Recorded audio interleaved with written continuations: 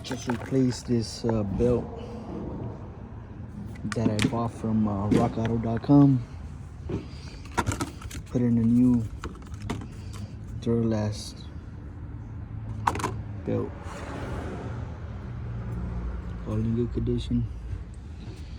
That Serpentine belt from Duralast, from rockauto.com, negative.